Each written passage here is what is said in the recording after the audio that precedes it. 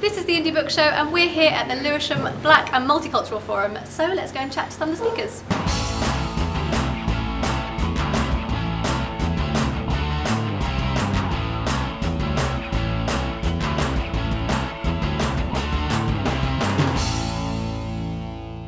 We're here with Dreda Say Mitchell, who is a crime fiction novelist, and she's just been talking at the Lewisham Black and Multicultural Forum. So thank you so much for taking the time to have a quick chat with us. Thank you, Emily. So you grew up in Whitechapel, and that was your local library. I kind of grew up near Whitechapel, so Whitechapel was the library that was nearest to me. Yeah. But I grew up one street up from Cable Street, which is kind of, people would technically say it was kind of Aldgate stroke Whitechapel, and now people would say it's actually Wapping. It's all become a bit gentrified in the last kind of 10 years. So yeah, but Whitechapel was my local library and it was just so crucial to me. And it's changed massively because it's now become the idea store. It has. Do you think it's changed for the better? This was an interesting one because the Whitechapel Library had a real history in the East End. It was known as the university of the community, and it really radicalised people from kind of like the Jewish community right through to, you know, the Bangladeshi community. And actually it sits around the corner from Brick Lane, and it's an amazing building as well when you go inside. So the idea that this iconic building would now become an idea store was quite hard for a lot of people to swallow, including myself really. But I have seen idea stores, like there's one my niece uses and she thinks it's fabulous because it gives a multi kind of level of access to the community. But couldn't they have just left the Whitechapel Library on its own? Does it not cater for more, or is it not sort of provides technology as well as books, or is it really strip back the library? I think it does, because I believe the Whitechapel Library now, a lot of it is actually become part of the Whitechapel Art Gallery, which was next door, which when we were young, we used to go to the library, our mum used to send us to the library, she never realised we used to sneak into the gallery next door. And I think that's why in my family we've all got quite a love of art. Yeah. I just think it was an iconic building, and it stood for something in the community, and it still stands for something in the community. And I almost feel, could they have not have found another building to have done their idea store, but also have the Whitechapel Library, because it is a real piece of East End history. Yeah, I mean it's a massive problem sort of London and nationwide, the sort of deconstruction of libraries. How important do you think they are to sort of children's education and literacy and reading and learning? They're seminal to me. You know, a community without access to books, without access to technology, is a community that is struggling. And I think it is one of the great things that we do have in Britain. You know, Great Britain, we're great for a reason. And one of the things is that we provide access to free resources for all kinds of people in the community. Can you imagine if you went home and people said there was no library anywhere near you? It wouldn't feel right, would it? Yeah. And you know, I remember a Russian dissident, when Russia kind of, you know, became a much more capitalist state, he talked about when he grew up in Russia, and people asked him, what was it you really wanted? And I think people were thinking, oh, I want freedom, I want to be able to move freely. Do you know what he said? He said, I would have loved to have had a library near me where I could go in and just take out the book that I wanted without it being controlled by the state. So access to information and knowledge is everything. Knowledge is power, isn't it? Yeah, it is. And you've got a background in education. I have. And so obviously I can presume you do care a lot about children and their learning and exactly. reading, but to what extent do you think that actually helps people change their lives? Oh, seminal. I'll give you an example. I do quite a lot of work in prisons and young offenders institutes. And I went into one young offender institute and I was running a programme called the Right On programme that I devised myself. I was only in there for Monday to Friday, 2 hours a day. And instead of coming at the boys, and they were boys aged 16 to 18, instead of coming at them with literature that was from books, it was starting with them, what is something that they would like? Oh, I think they'd really like lyrics. And oh, wouldn't it be great if we had some inspirational lyrics? And what if we had those inspirational lyrics were attached to DVDs that they could watch? So all of a sudden reading becomes something that's about music, it's about visual movement as well in terms of DVDs. And this young lad comes in on a Monday morning and he said, I don't read, I don't write. And they think I sort of got dyslexia.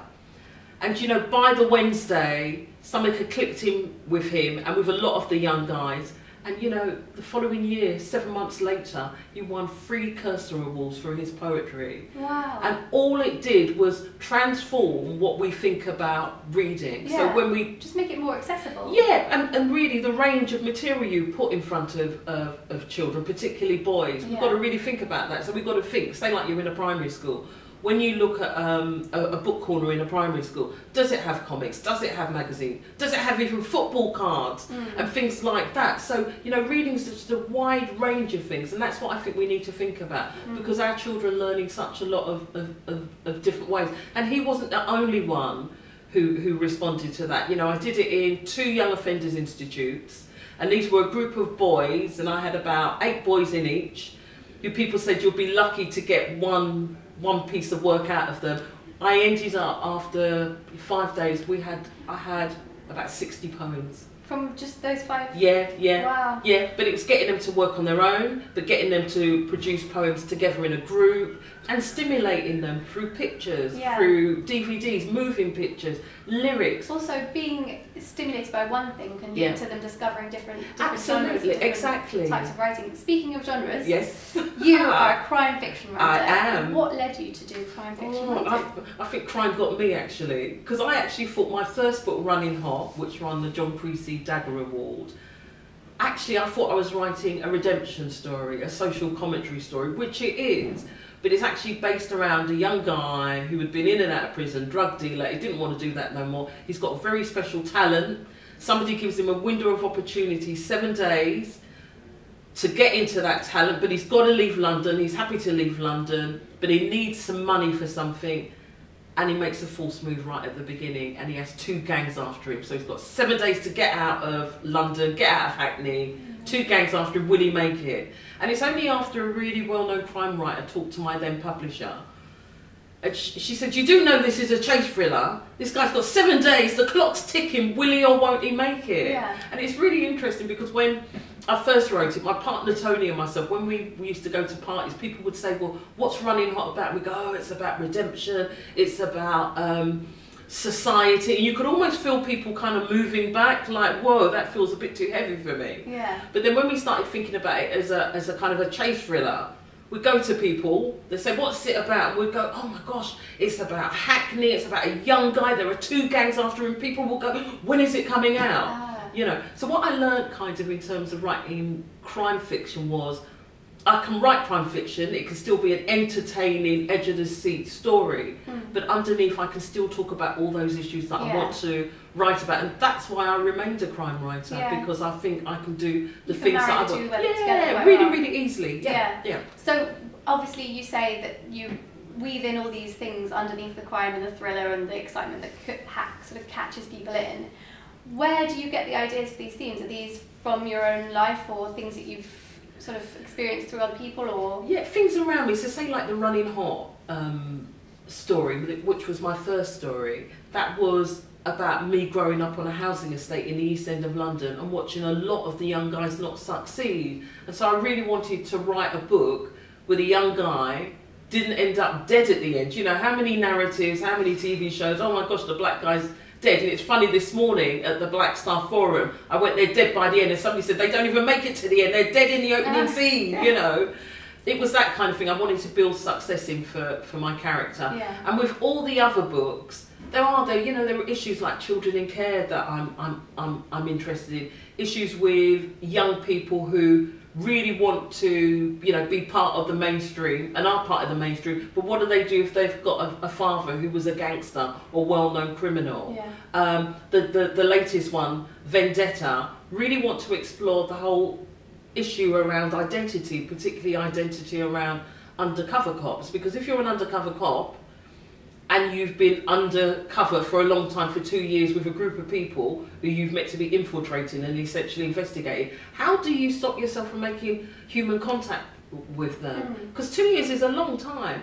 People need human contact. You forget which is your real life. Exactly. So in Vendetta, which is, I hope, an edge of deceit thriller, a new series, it was about, underneath it's about the whole issue about identity. Who are we? How do we construct who we are? How do we manage that? Particularly, how do we manage that when we've had a real big tragedy like the protagonist in Vendetta, Mac, has had in his life before he even went undercover.